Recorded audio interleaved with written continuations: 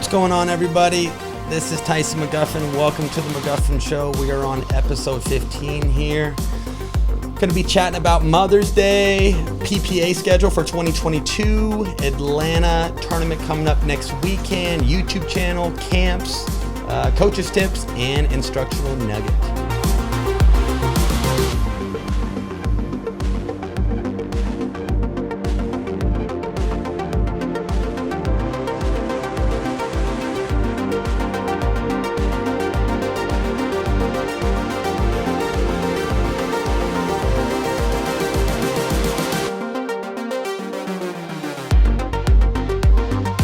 Living the dream on this beautiful Wednesday. Today Wednesday?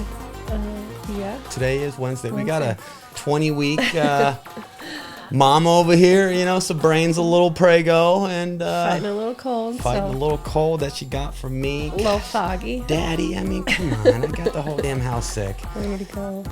Way to go. I thought I was invincible. I thought I wasn't going to get it. I know. She usually is. She's invincible to me. Thanks, love. She is. Meaning that she can run circles around me all day, and actually just treated this little lovely lady for her birthday and Mother's Day, kind of back to back. So it's always a good week and a half for Meg, the beginning of May, if you know what I mean. Be sure to like, subscribe, and turn those notifications on.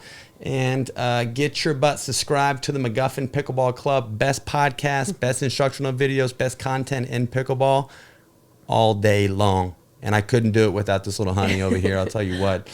Love this chica. Love this chica. Mama, how is it being 20 weeks prego? It's familiar. Dun, dun, dun.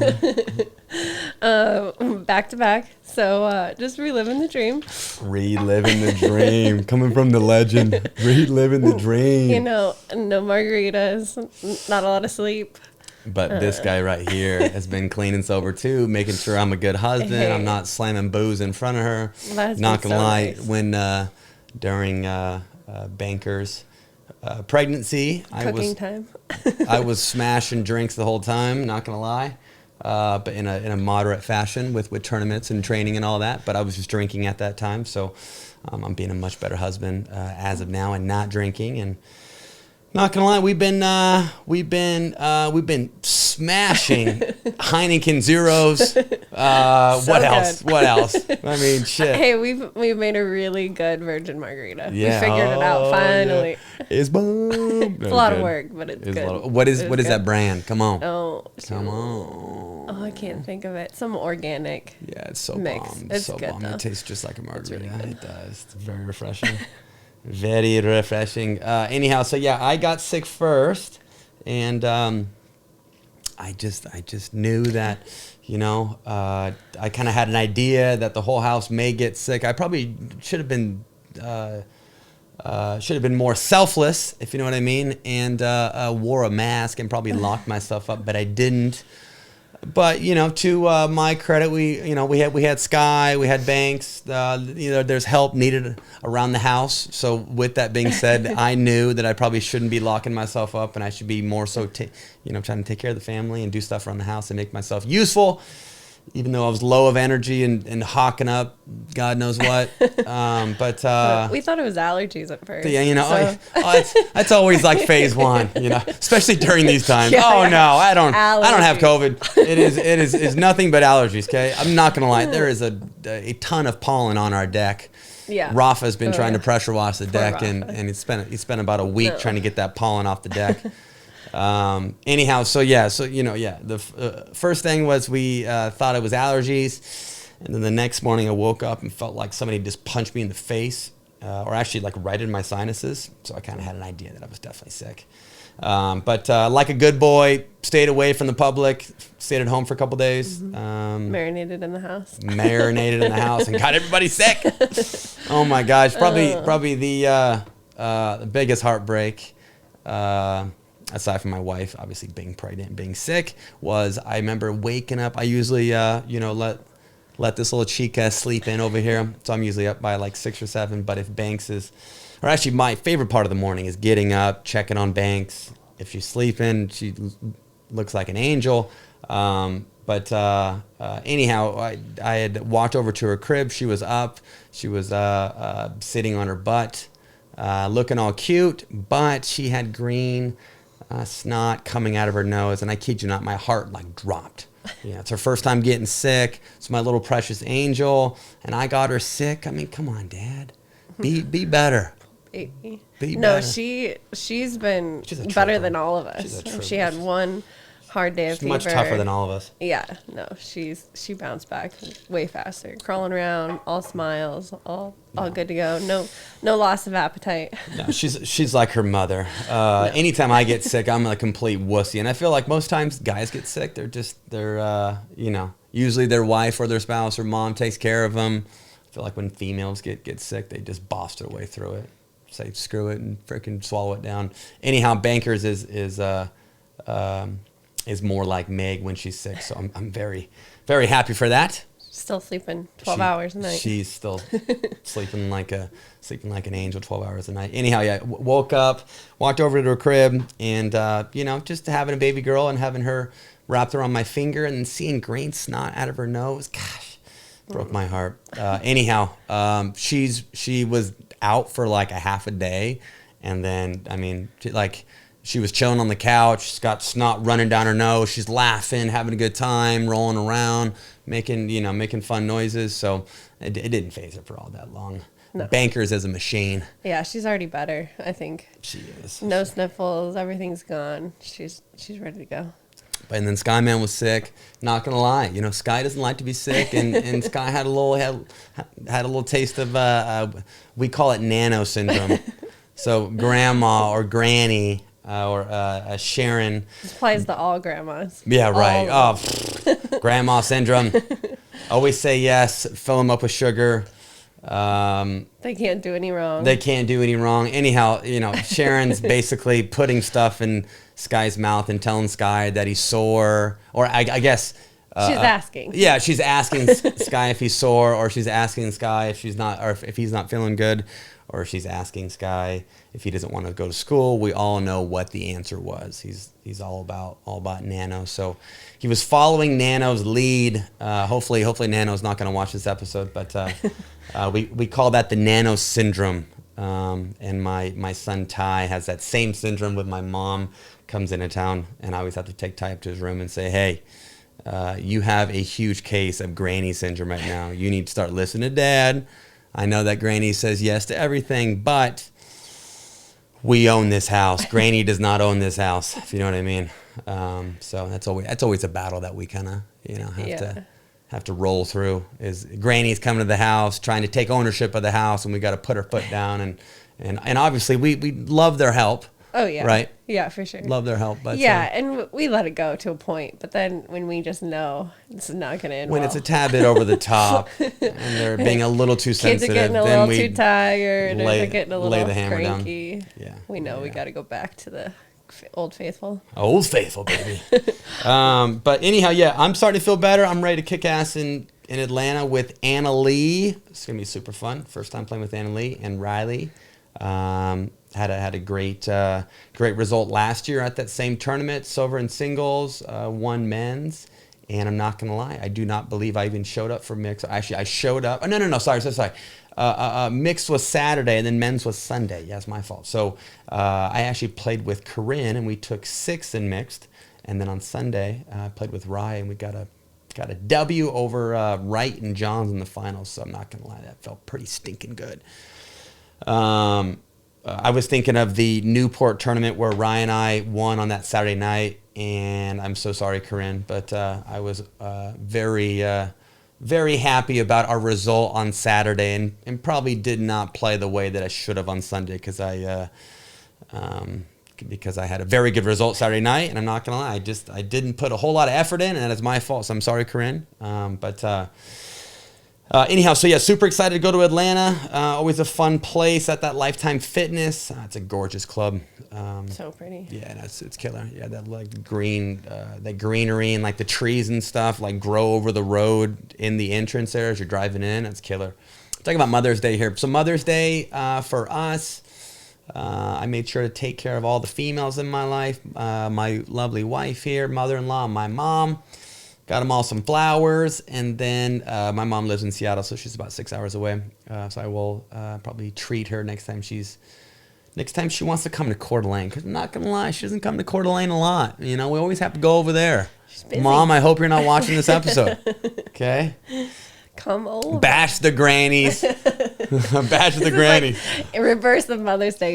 You're undoing everything that you just did. It's not good. Better stop. Right. Love my grannies. But anyhow, ended up getting Meg and Nano a massage. So that's kind of nice. We always have a masseuse come over, whether we're traveling, playing tournaments, or we're home for a couple weeks. We kind of like to be treated to a deep tissue. I like to get beat up pretty bad.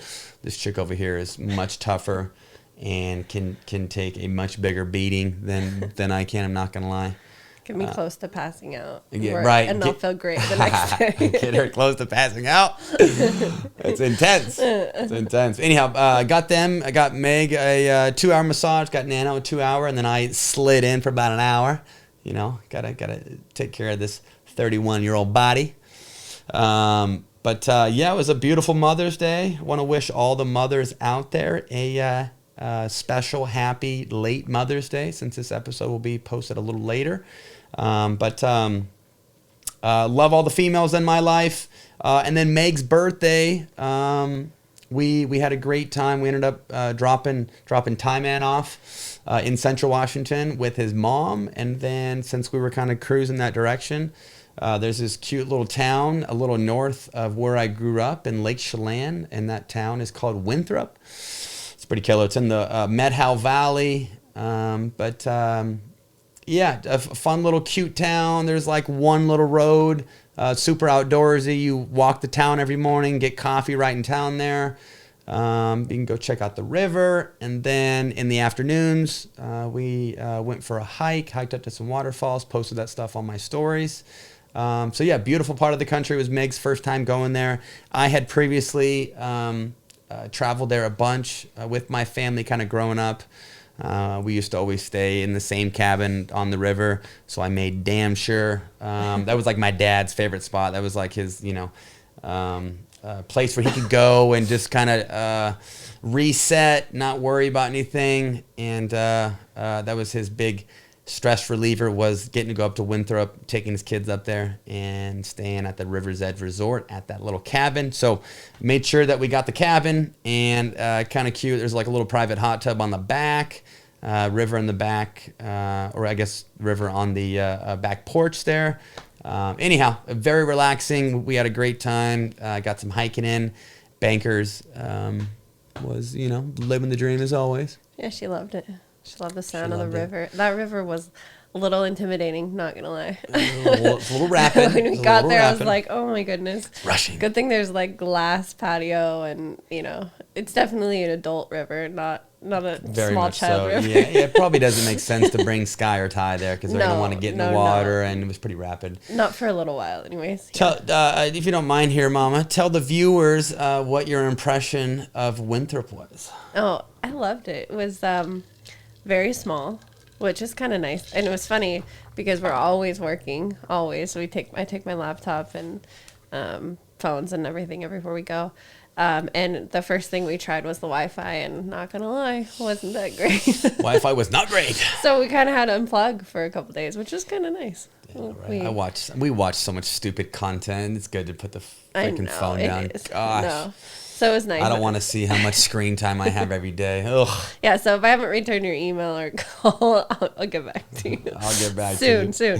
No, but that was really nice to kind of just relax. And I loved how small the town was. And you weren't kidding when you said in the morning, we'll walk to coffee or we'll walk to breakfast, lunch, dinner, everything. Jump and a skip, The sheriff's station. I mean, all of it. Right just there. One road. In case you're being naughty, I'm going to take you over to the sheriff's station. Ice cream shop, candy shop. Get you a spanking. Oh, it was good. Yeah. It was good. And hikes. We went on a hike. Yeah. It was a little adventurous, but it was a little bit. Oh my gosh! Tell the story. You have to. So bad. Oh, it's brilliant. No, it's so bad. I will tarnish my North Idaho reputation. Brilliant. No, we were hiking.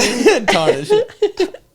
And Tyson's carrying Banks, and it was hard to even find the trail. I feel like we went back and forth. And we're like, are we on the right trail? Well, there's a waterfall. It must be the right trail. Yeah, right. So just started hiking up. Saw some poop on the ground and thought, this kind of looks like deer poop, but I'm not quite sure what this is exactly.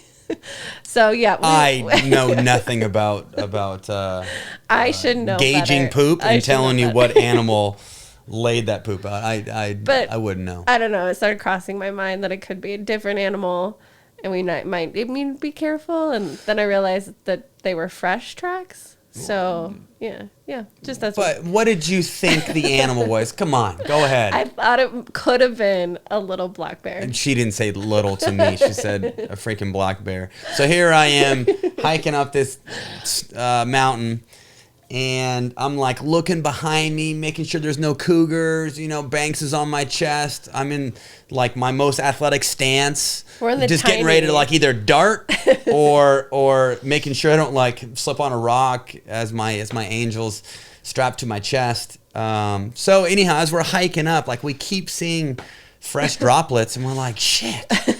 I mean, if we gonna run into something, is there gonna be a bear den at the very top of this thing? No, they're all drinking margaritas, smoking cigars, and just waiting for us to get up there. We didn't know where the end was. Like it kept getting like skinnier and skinnier. Well, if there was a bear den up there, I would leave Banks and then take off. Take her. Okay. We were just gonna give him the bags to go. And take the Louis bag. All right. It's leather. It's leather. No. We survived. We did. It was fun. It was. It was good to get our blood pumping a little bit. It had me freaked out for like 10 minutes. I was sweating. And then I'm like, breathing hard. Then I'm starting to think, I'm like, gosh, like there's no way. I'm thinking about like a bear's cannon and what would come out of that and how big that would look and how messy that would look. And I'm like, gosh, this looks like so clean and organized. And it looks so small. Like there's no freaking way it can be a black bear. Well, we couldn't Google it. Bullshit. Once we got back to the cabin. We were on the trail. Oh yeah. We couldn't. No, you're right. Once we got back to the cabin, Yes. Meg did her research as she usually does, and I ate a piece of humble pie. It was bear poop. I was wrong. There was no bear den. Badly wrong. Bear den. It was okay. It was funny. It was brutal. I don't know if you guys checked out the boxing match with Canelo and Saunders, but it was pretty sick. Not usually I'm not gonna lie, haven't watched a lot of boxing, so not as educated. I would say my IQ in MMA is probably a bit better than boxing, but I'm a huge Canelo fan. This guy is like God in Mexico. His last loss was to Mayweather about 10 years ago. Pound for pound, best fighter in the world. I'd like to see Mayweather and Canelo in their prime hit it off. That's what I don't like about boxing too, though. Like Canelo lost to Mayweather and then they never fought again. That would never happen in MMA. MMA, they're gonna have. I mean, prime example: Dustin Poirier and Conor McGregor fought once. I don't know how many years ago, but Conor won. They fought again last year. Dustin won. Now they're having a trilogy fight. So like to see that. But Canelo's a beast. If you guys get a chance, take a look at his entrance into the ring. Crazy. It was so sick. High production. Yeah, he's got like a mariachi band. He's got a Dolce & Gabbana poncho on. I mean, sick. Slick. Those gloves. Oh my Those gosh. gloves were It was sweet. all Dolce & Gabbana. I mean, how much no, but just that whole entrance was so slick, and the mariachi band, and he's like, dancing around, shadow boxing. I was in love with him before the entrance, but after seeing the entrance and after seeing him win the fight, like hands down, he's the man, number one in my book, and I'm a true fan. So It was crazy though. The other guy's entrance wasn't anything, was it? I don't know. Nobody can mess with Canelo. Crazy. But he ended up show. knocking him. Oh, he didn't knock him out, but he ended up breaking his eye orbit. Is it orbit? Orbital. The socket, right? Ended up breaking his eye socket. Yeah. And I'm pretty sure his cheekbone in the that 8th round. I think the judges had it like the first 4 rounds, Canelo won. And then Billy Joe Sanders picked up the pace, rounds 5, 6, and 7. May have won those rounds.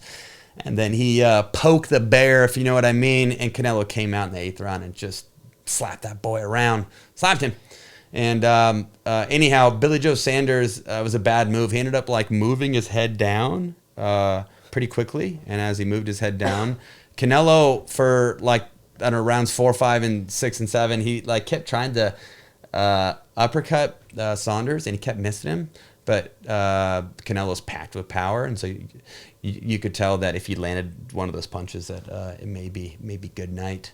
And he just happened to catch him in the 8th round. Broke his cheek, broke his eye socket, and Saunders' eye closed up. And so in MMA, if their eye closes up, they let him fight to a certain degree, but obviously if it gets really swollen, then they stop it.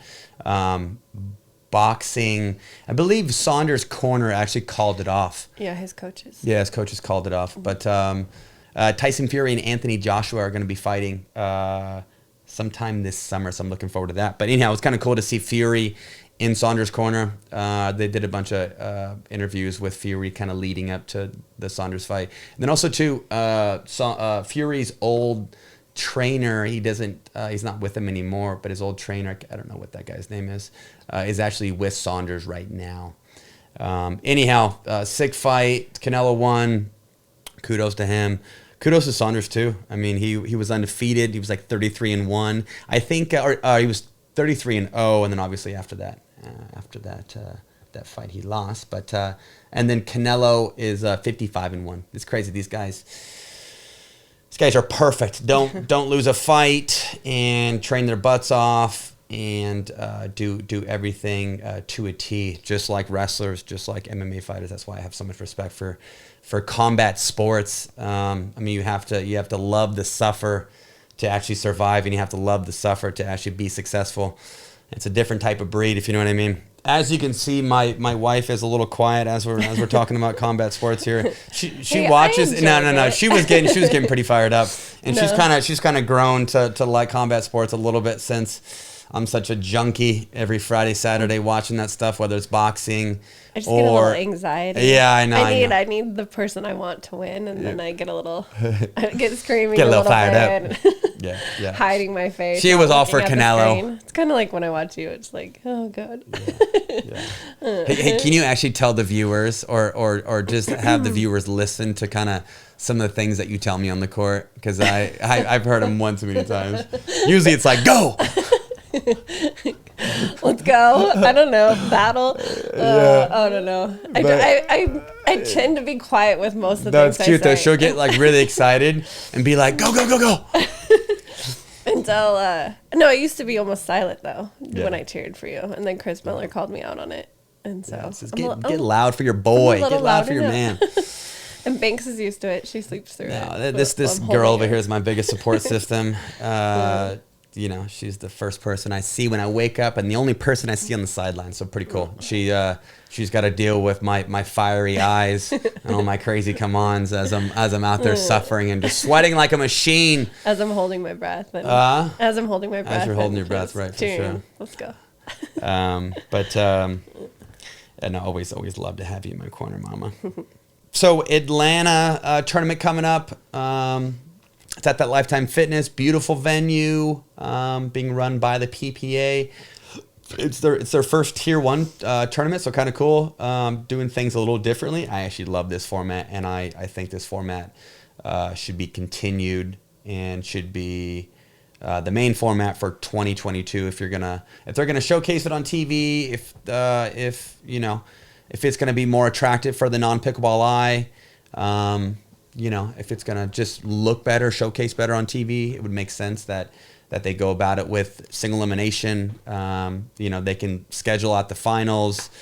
They're more organized with their time. It just kind of makes sense. But for this particular tournament, or I guess all the Tier 1s, I don't know if each event is always on the same day, but for Atlanta, singles is Thursday, gender doubles is Friday, mixed is Saturday, and then Sunday is all the finals. And there's already scheduled times.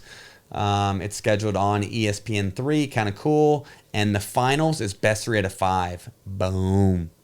grind Fun. that out. It's like a grand slam, baby. That's how it should be. Single elimination, best 3 out of 5. You know what's so sweet about that schedule too is that like I could start singles or I could start doubles. I could start mixed at 8 o'clock. I could play my winner's bracket semi at noon or 1, and I could be done for the day. I mean, it's so nice. I mean, that unheard of. Yeah, I mean, usually we're being used and abused all day, and we're there at 7, and we're out of there by 8. You know, or I mean, it's a 12-hour day. It's insane, and we're getting paid. You know, I mean, I'm not going to talk about that, but anyhow, with what we make, I personally like the theme of single elimination, less matches, less time on court, more time with your family. And when we travel, we can actually like see the city. We don't have to be marinating at the tournament all day long.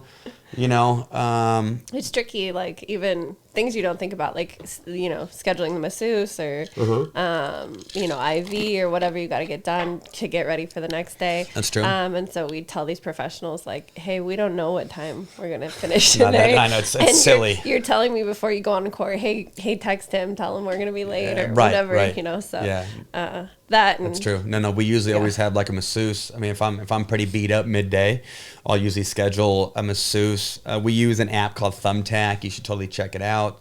Thumbtack should sponsor me for saying that. I'm just kidding.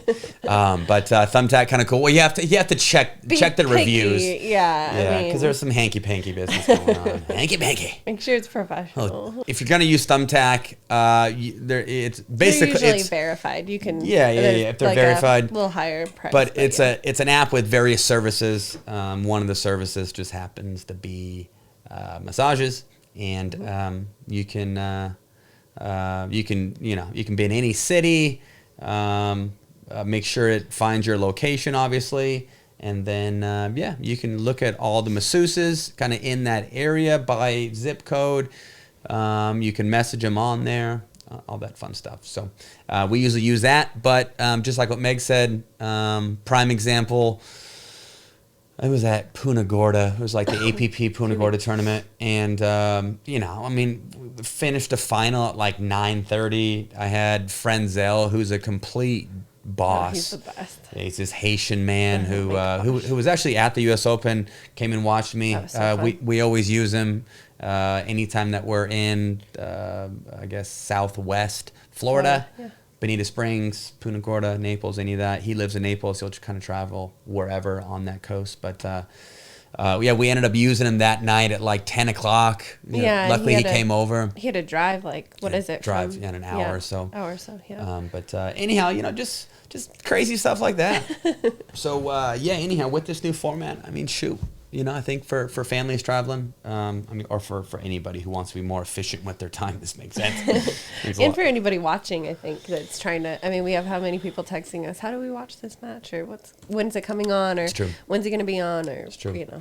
And speaking on that note, something else that Selkirk is offering is Selkirk TV. So something that you can do now is you can download the app, and it is one-stop shopping, all pickleball. You can check out instructional videos, you can check out podcasts, and you can watch live stream. Pretty cool. So one-stop shopping, and it's an app all for pickleball content. So cool. be sure to check that out. Selkirk TV actually has their own Instagram page, so make sure to follow that Instagram page.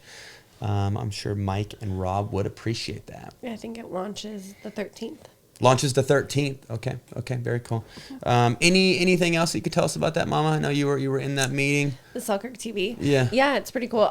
Different channels on there, different instructional content, the interviews. But yeah, I think the coolest part is going to be the matches. You're going to have a one-stop shop for that. But there will be your instructional content on there. Mm-hmm.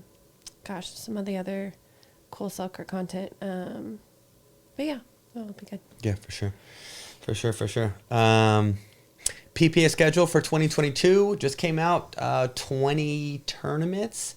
So it should be a fun year playing PPA. I will probably stay with the PPA train next year as well. I played all the PPA events this year, and it kind of seems like that is the majors of pickleball right now.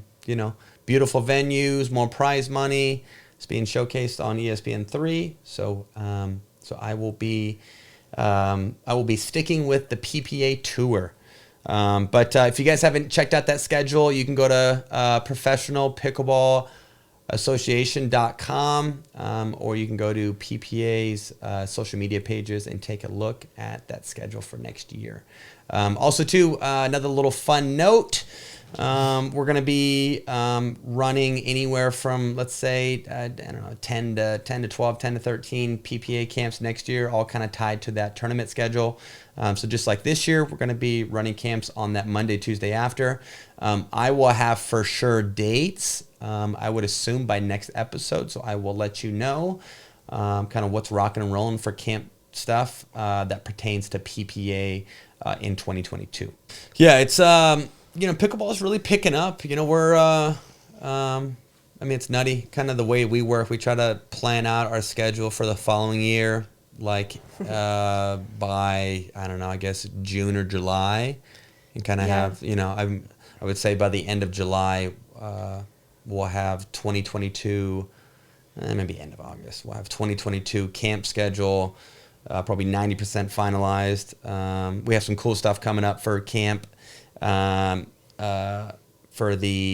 camps in 2022, partnering in with a few different facilities, doing some destination camps, doing some stuff with chicken and pickle. So be sure to check out my website. You can go to TysonMcGuffin.com and take a look at all that stuff once we get it finalized and once we get it published. Super exciting. Last couple of camps that we've had have all sold out. So 32 people is a damn good number to me.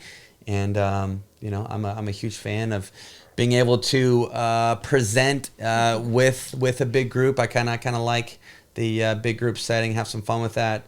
If I can get as many touches as I can in a 2-day period, that really makes a lot of sense to me, and I really enjoy working with those campers and getting all those touches. It's cool too because you bring in other coaches too. I think it's like an added bonus. Like up until the end, I think when we publish, whoever's coming with you too, it's kind of cool. Mm-hmm. Unique each experience. Yeah, for sure. Keep an eye out because there's guests. Oh, keep an eye out. Yeah, we're still kind of building that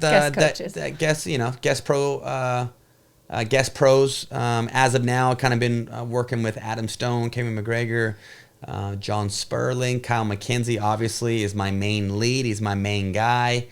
I love that man. Has all of his own camps too. Yeah, has 10 of his own. Camps, yeah, has 10 of his own camps this year. Let's see who else. I used Jay Divier, Leah Jansen, and Kelly Smith in Newport. Really enjoyed using them. But I'm not gonna lie, I'm really trying to keep it in house, trying to keep it Selkirk oriented. Cammie, John, Kyle.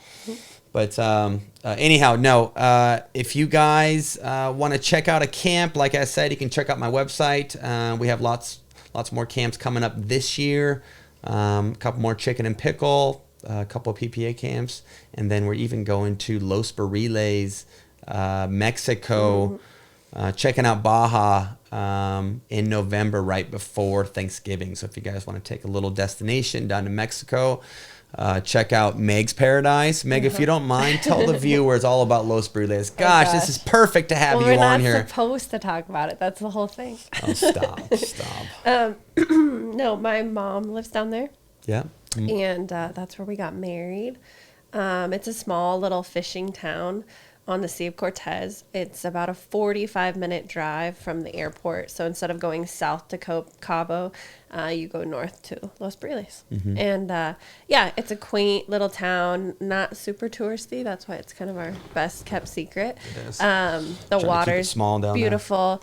You have to be a little self-sufficient, not gonna lie, on getting around and kind of. You have to kind of like the authentic Mexican culture, I would say. You kind of have to embrace that, because if you don't, and you're looking to go mega resort and get your feet pampered and have a waiter or waitress kind of follow you around and act like a king or a queen, Los Barriles is not going to provide that. No.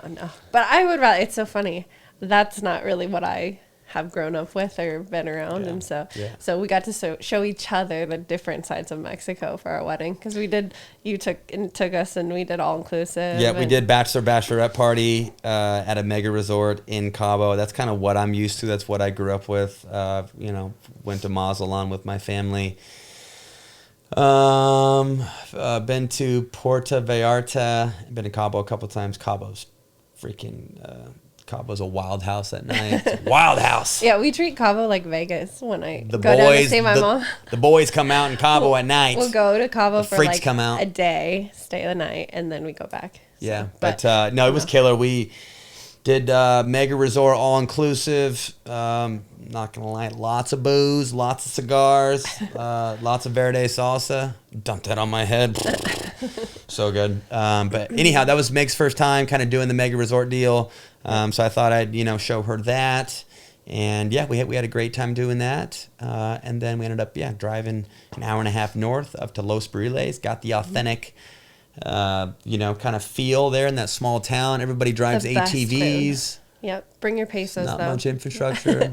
Cash everywhere. And, Self-service is no bueno. No, but you don't need it. That's the best part. You don't I need it always at all. tell him when I was first talking about Mexico, there's something about getting there and stepping off that plane, just like everything melts away. It's like it's the total release and relax. And yeah, my favorite place to be pre-COVID. This has been the longest span I've gone without going down there, so Right. miss it, and Sky misses it. Ty misses it. Ty's a big fan of Ty Mexico. keeps telling Nanny he wants to live there. Yeah, Ty's first time down to Mexico is a proud dad moment, because usually he's got his babysitter, not half of the day, but probably at least 3 hours a day where he's on his tablet, right? And or he's using dad's phone and draining all the battery. But proud dad moment, he's like playing in the dirt, getting dirty, like, playing outside with the kids. Anyhow, just being a kid, didn't have a tablet in his hand. He's mingling with other kids, having fun with adults, playing in the dirt. I mean, it was something you want to see being a parent, and obviously this day and age, and gosh, even for the adults too, like we call it at 9, around 8 or 9, it's Baja midnight. Like you're so tired, you're ready for happy hour, and then you want to go to bed early because it just wears you out down there. Yeah. Just everything about it. But there's so much to do. I probably shouldn't say this, but if it's too windy to fish, then I'll play pickleball. But pickles down there. Mm-hmm. But fishing's Pickle comes definitely, second. fishing's definitely my priority. Yeah, and tell the viewers here how much of a badass you are on that fishing boat. Come on, don't be humble. This gal here is probably the most humble female that you will ever meet. No, I would And if you see her at a tournament, she's holding a beautiful baby, and she's usually decked out in Louis. Louis diaper bag, Louis purse. Go ahead. I would say my mom's definitely a much better fisherwoman than I am, but they fish for marlin and dorado, and my favorite's tuna because they fight you. Actually, Wrestle that tuna. Maybe my favorite's night fishing for red snapper. She wants to pass out when she gets a massage, and she wants to fight that tuna. And It's stay like, out this girl all is night, bad. 7 p.m. Bad. to 7 a.m. Yeah, that's the best. Oh, the old night fishing. Night fishing. Yeah, tell them the story. Come on, tell them the story.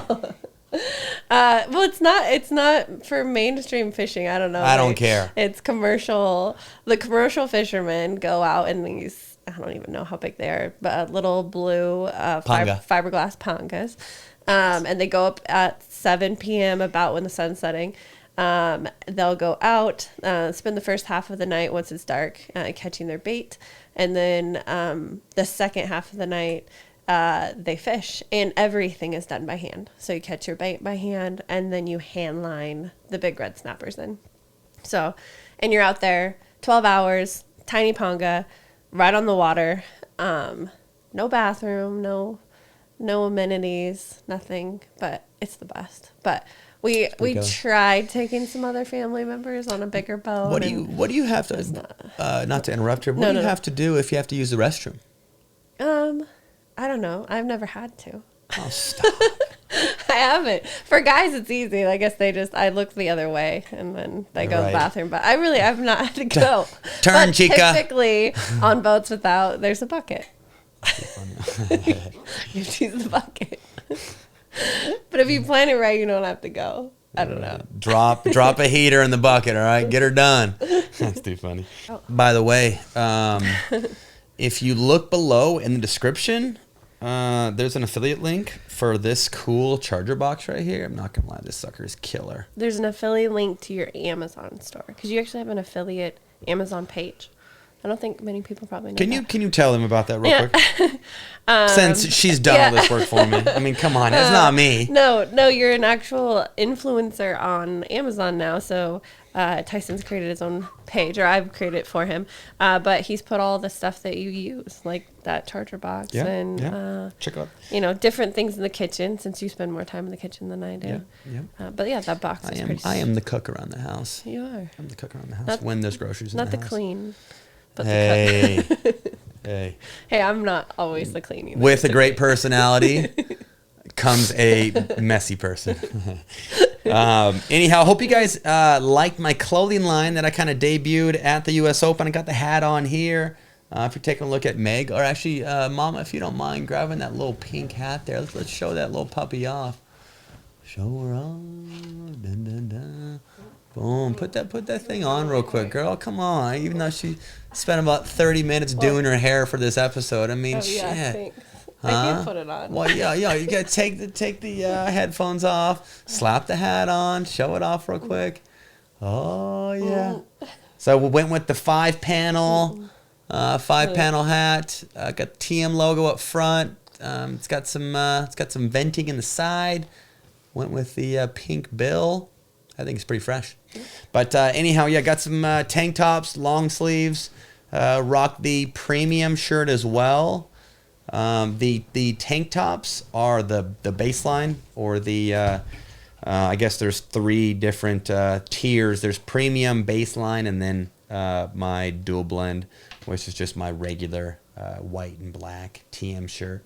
With a big old TM in the middle and says Tyson McGuffin. But anyhow, the premium shirt was the gray and the pink, kind of running diagonally. Had my logo pretty small running across, and then a Selkirk logo on the left chest, and then left shoulder, or left arm, I should say, had those 3 stripes. But kind of went with that stripe look. I thought it was pretty clean and modern. Went with the colors pink, yellow, and gray. There was a Nike collection that came out a couple years ago during the Australian Open, and it was super clean. It was stripes on the shoulder, clean logo here or in the left chest, and then some design that kind of ran diagonally across the Nike shirt. So I kind of followed that theme a little bit. Been working with Brandon Hufschman. I hope I pronounced his last name correctly. Brandon is a total stud. He's the designer for paddles and clothing for Selkirk. He does a really good job. So worked with him and came out with a masterpiece. Pretty cool. Shorts are going to be coming here pretty soon. I would say the shorts are probably the I think the best piece of the line. No, they will not go past your knees, and it will not even go past your mid thigh. They're 2-inch shorts. I'm just kidding. No, so the shorts come in 7-inch and 9-inch. You know me, I'll be rocking the small 7-inch, maybe even an extra small. I'm just kidding. But I've kind of been bouncing back and forth from 5-inch shorts and 7-inch shorts. The 5-inch shorts that I've been wearing, I'm not gonna lie. There's been I get lots of DMs and lots of messages on social media that pertains to my shorts. But I wear a lot of like Nike running shorts with the spandex built in. Those are all 5-inch. And they're super light. They're breathable. I'm not going to lie, the way that I was sweating in Naples, it took about 10 minutes for me to sweat through a pair of shorts. So them being so lightweight and breathable, it probably didn't help. But anyhow, super excited for that line to come out. I'm going to be debuting most of it in Atlanta coming next week. Obviously, Selkirk just launched their Electrify series. I'm going to be wearing some of that stuff with my clothing line. So excited for Atlanta next weekend. Excited to be wearing those bright colors. And actually, kind of a cool little note here. If you take a look at the design on the Electrify series, there's a map on the shirt of downtown Atlanta. I don't know if you knew that. I didn't know. It's pretty sweet. Yeah, that is cool. Yeah, so they're like using the tournament, or I guess using the location, and I guess kind of building the design around the location. But the colors are bright green or neon green, and Rob calls it, I was thinking it was peach or red. Rob called it peach. So Georgia peach and neon green. But anyhow, it's going to be very bright, very loud, but super cool. Yeah, downtown Atlanta, and kind of like a very modified, dull-looking map is on the premium shirt. Anyhow, so Selkirk is going to be a big sponsor for the PPA Atlanta tournament, so be sure to check out their vendor booth. Go over there. Maybe snatch some of the Electrify clothing. Get some bright colors on you. But yeah, I thought that was kind of a cool, creative idea to add the streets and kind of add a little map on so cool. on the shirt there. Yeah. I know. Just like what you mentioned, I know they did that for nationals a couple years ago. There in Palm Springs, they put a bunch of Palm Springs or the palm trees. Put a bunch of palm trees. Put a bunch of Palm Springs on their shirt. What are you talking about? Huh? Put a bunch of palm trees and kind of some fun stuff on their shirt. Everybody liked that. Back in 2019. Too. Yeah. I think Selkirk is probably one of the only paddle manufacturers that adds a bit more flair into their clothing. Innovative with their clothing for sure. Yeah, I think they kind of take pride in doing things a little differently and being a bit more creative, being a bit more innovative with their clothing. And so, yeah, super excited to be wearing those bright clothes, and excited to be kicking some butt with Riley and Anna Lee next weekend. So camp stuff coming up. We have a camp in Atlanta on that Monday, Tuesday. We have 30 people signed up so far. Would love to see a couple more people trickle in. We can take up to 38. 38? Yep. 40. 40. Take up to 40. Beautiful venue. Lifetime Fitness, like we talked about. There's 40 something tennis courts, and they have that big stadium court there right in the middle. It looks like a bowl. And last year they did 3 stadium courts. Kind of fun, but beautiful venue. Landscaping is pristine. It's a USTA training center, so I believe there's a lot of tennis tournaments and junior tournaments and stuff there. But anyhow, let's kick some butt in hot Atlanta. Excited to go. Take Atlanta. The fam. Yep, take the fam. Actually, It'll be mother-in-law Sky. Mama Banks. So we just took Ty to California. Newport Beach. So now this is Sky's trip. So Sky doesn't come to many, so it'd be. I think I'm hearing Banks wake up, so I'm gonna end this episode pretty quickly, unless you want to go snag her real quick. Yeah, I'll go rescue her. I'll let you. No. Bring the bankers up here. Okay, oh yeah. So anyhow, we're gonna be taking off for Atlanta on Monday. Flying out later Monday. Look who just woke up from her little nap. Got the bankers. Bankers is live. Ooh. Hey, banker. With a burp.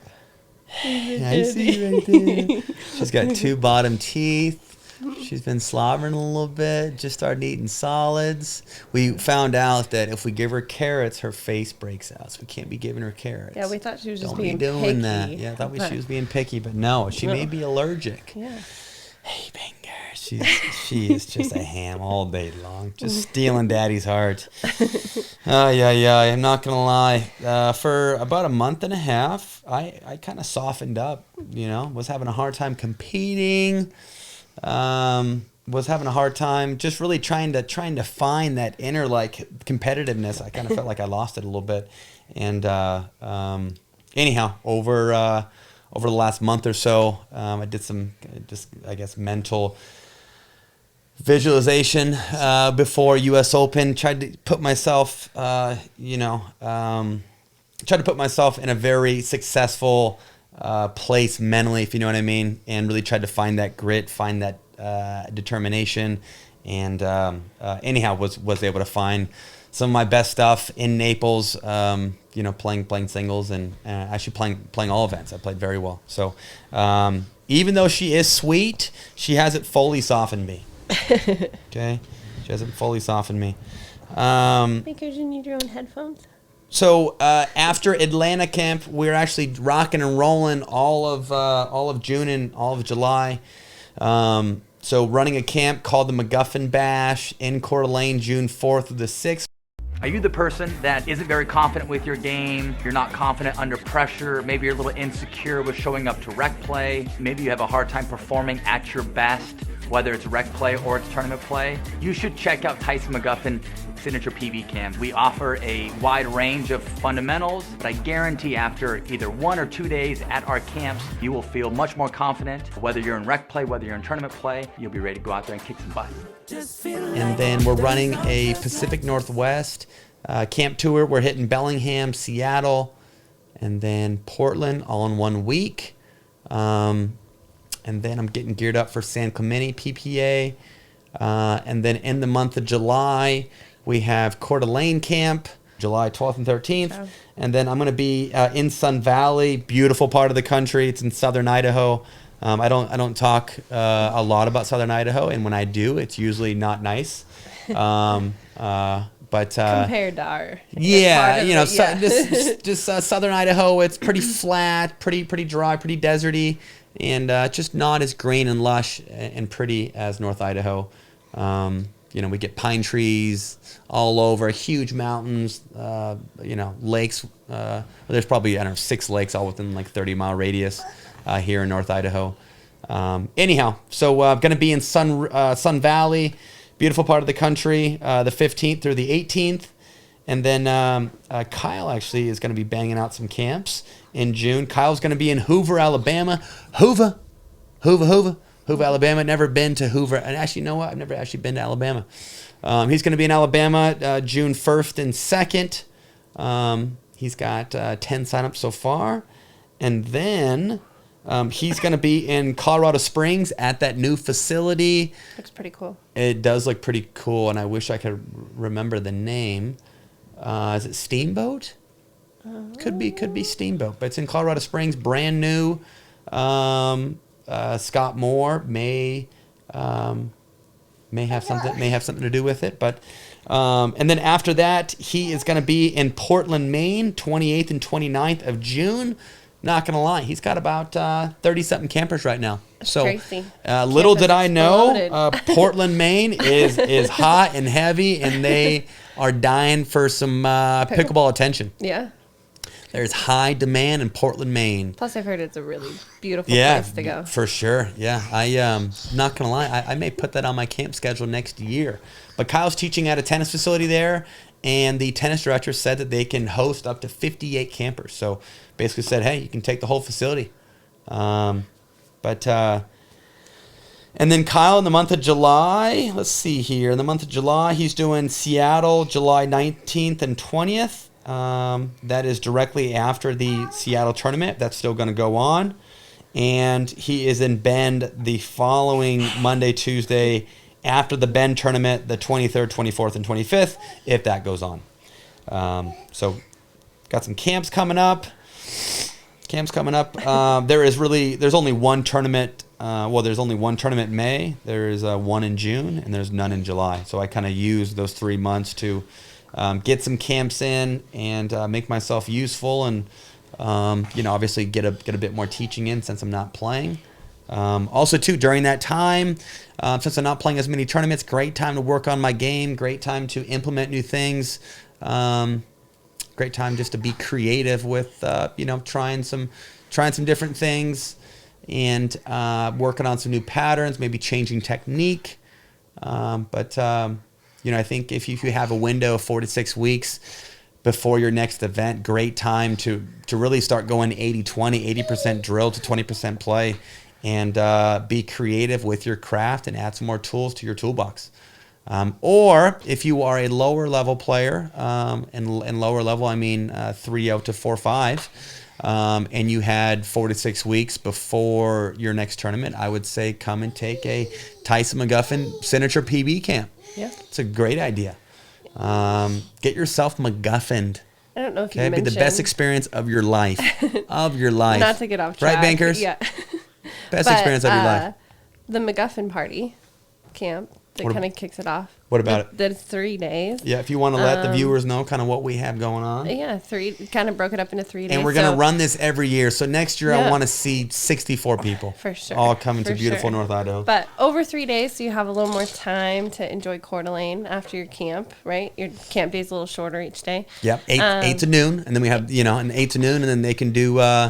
we're going to do exhibitions at noon with all the campers. We're going to have lunch provided. Yep. Lunch from Melts. We'll have a snow cone guy there. He said he's even going to take his shirt off. You guys may have seen him already on the YouTube Flexing channel.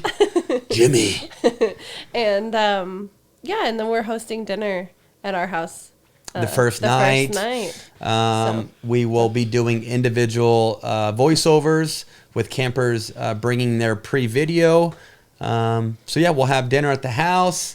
Your boy will be on the grill, on my new Next grill. You can see the infamous hot tub. You can see the hot tub, me flipping burgers. Anyhow, super fun. We had a great time last year. Had campers at our house last year. That was, I guess, kind of my first camp under my own umbrella to a certain degree. And love to host events in my area, and love to have people around the world coming to me in beautiful North Idaho. I've grown to love this place, and I've grown to love these two little angels right next to me. I'm tell you what. YouTube stuff. Hope you guys are loving the content, loving the YouTube channel. It's called the McGuffin Pickleball Club. If you haven't subscribed, turn your day around and subscribe immediately, and it will change your life, just like that. Been posting 3 videos each week during our fundamental series. We posted 3rd and 5th ball drops, like I just mentioned last week. Hope you guys enjoyed the graphics. Hope you enjoyed the content. Hope you enjoyed episode 14. There's lots of good stuff in there. If you guys have any questions for us, any questions pertaining to pickleball, mental toughness, anything like that, we will get to that come episode 16. So after this video gets published, if you want to just ask questions below in the comment box, you can totally do that. So we're going to be posting block volleys. We're going to be posting block volley coming very soon, probably in the next couple of days here. So that is week 5. Just got done kind of hammering out all the notes and going through the whole timeline of each video, inputting notes, graphic ideas, kind of things like that. So hope you guys appreciate that. I'm trying to, like I said last episode, I'm trying to be the ultimate king on YouTube, have the best content, have the best podcast, and ultimately here in about a year, hold the belt. I want the YouTube pickleball content belt. Give him the belt. Okay, I want the belt's going to be on my waist, not Jordan, not Simone. It's going to be on my waist. Like I said last episode as well, a couple people that have great content on their YouTube page. There's plenty, but a couple people that I like to follow is Jordan Briones, got a lot of good stuff, and Simone Jardim, she's got a lot of good stuff. Mark Renison also has professional content. He does a good job editing videos, doing voiceovers, including matches. Quiet, baby. Just kidding. Showing B-roll of matches with voiceover, and then he'll even introduce some of his own instructional videos or some of his holy shnikes. Okay, Mark Renison does 3 things. Okay, he does a voiceover, he shows B-roll of a match being played, and then he'll even show he'll like edit and he'll show some of his own instructional videos kind of with that. That makes sense. But lots of good content on YouTube. Really excited for you guys to check out week 5 block volley series. I feel like it's probably my best video that I made out of the 9-week series. Lot of good stuff on there pertaining to block volleys.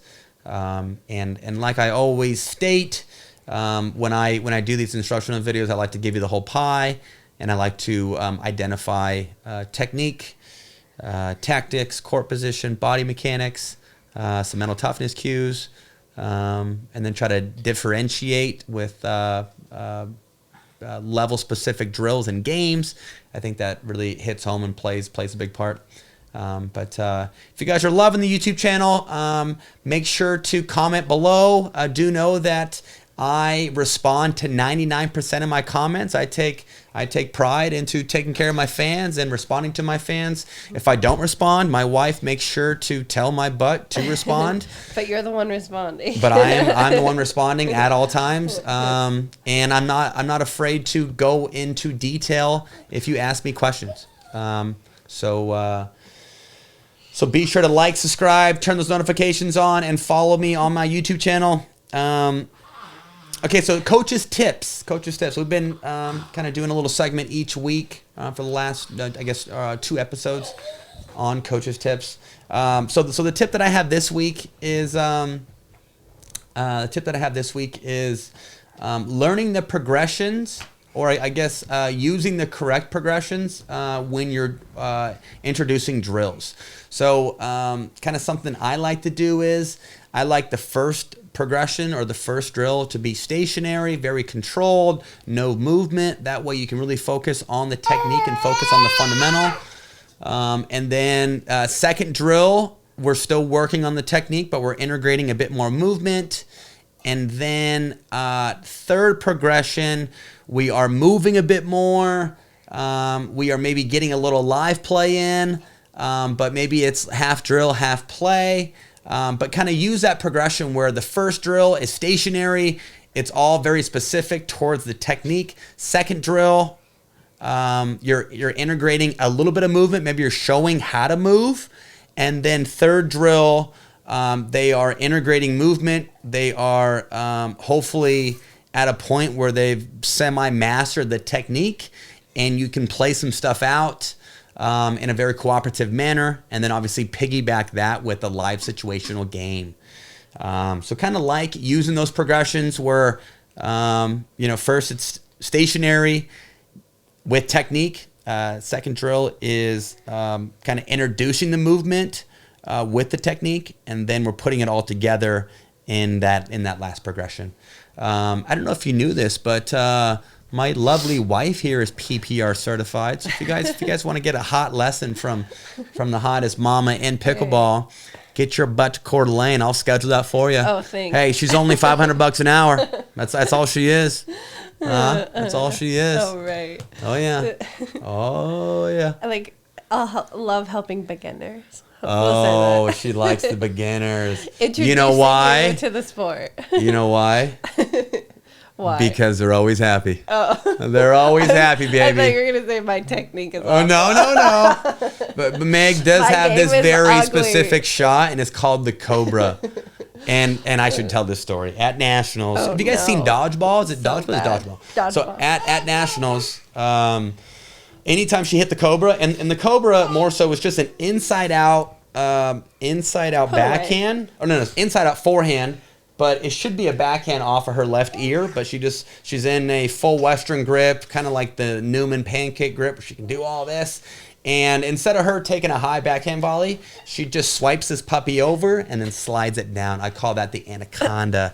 And if you're not ready, you will get bit. It's called a snake bite with pure venom. Anyhow, anytime she hit that at Nationals, she was playing 3-5, 19 plus. Oh, yeah. Me and my two brothers, who were extremely obnoxious, and those two boys are degenerates. Rowdy. Very rowdy. Anyhow, anytime she hit it, we would slap our legs and go, "Sss." So distracting. Bankers, you like that? Kind of a, fun little dance to get her opponents riled up. at nationals. But you were always incognito, like dark hat, sunglasses, glasses, and hiding out. Duck, dodge, and dive. that's the Don't three stand key terms to playing good dodgeball. Oh gosh. Duck, dodge, and dive. They're like throwing wrenches at his head. Remember that? Yeah. Any coaches out there, if you want to leave me a question or leave Coach Kyle and I a question after this episode in the comment section below, feel free. We are all about helping coaches out, educating coaches, getting coaches any sort of extra insight or fun creative drills or games. Both Kyle and I are huge junkies of the sport. So yeah, love to talk about that stuff. I was going to say that Kyle and I are going live tomorrow, but obviously this podcast won't be published for a couple days. So but keep an that eye is not out. relevant. Keep an eye out when you're posting. Keep an eye out for sure. Yeah. Keep an eye out. It will be on my Facebook page, Tyson McGuffin Pickleball. You can, I guess, watch it a little later. Instructional Nugget of the week. Hear that all day, baby, all day, dad, all day, dad, all day. Anytime that you're in control of a dink exchange, let's say that you're moving your opponent side to side, or maybe you're dinking in front of you, but you see them scrambling, you kind of see them off balance. If you recognize that you're in control, your court position should be looking to lean in a bit more, or you should be looking to capitalize and take more balls out of the air, or you should be looking to use more leverage and maybe capitalize on that high ball so you can either punch out of the air or maybe roll in yellow. Now, granted, if you feel like you can be more efficient with your speed up, or if you feel like you can be, if you can add more disguise or be more creative with speeding them off the bounce, maybe it's moving them side to side, getting them off balance, hitting some push dinks, getting them to be a little indecisive. And then when you see that lift coming up, you know it has your name on it. And with it having your name on it, I would use the phrase bounce, apex, and speed up. Yeah, use that phrase. Look to speed up on the apex. And there's, like I said, there's two different ways to look at it. If you feel like you've tried to speed up out of the air, and maybe you're just not as creative, or maybe you're not beating your opponent by speeding up out of the air.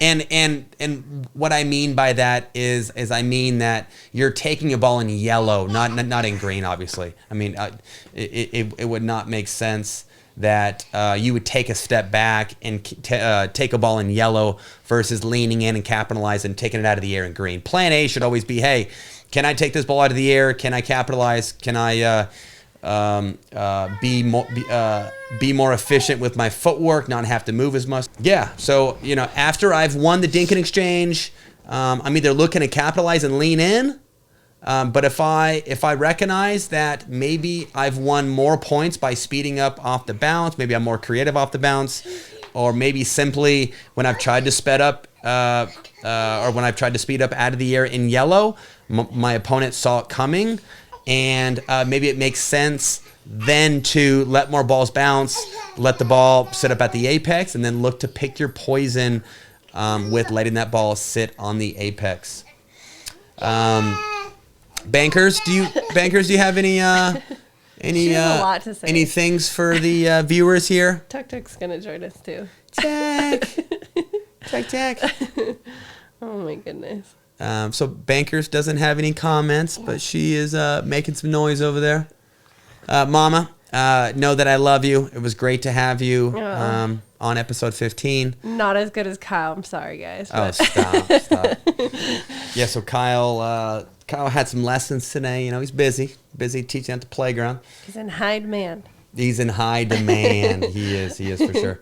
So anyhow, was fortunate enough to use my wife here today. So happy to have you on the McGuffin Show, episode 15.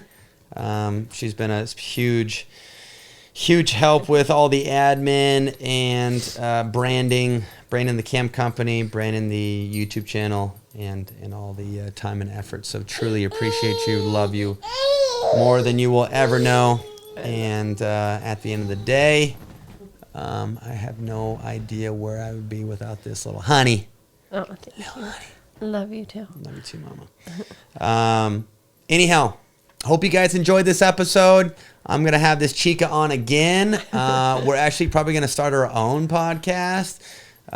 She was the one that bought all this gear because not only did she want me to be successful, but hey, she wants a little slice too. She wants hers too. Hey, we can talk a little family. No, for Get sure. a little real. No, and of course. Talk a little bit about business. It's a great idea. A little bit about business as our and child screaming in the of course. background. And Meg's business mind is much brighter and much more educated than mine. So with her podcast, I don't know what we're gonna name it yet, but yeah, we'll I'll let her kind of dive into kind of what she's what she's learned through business.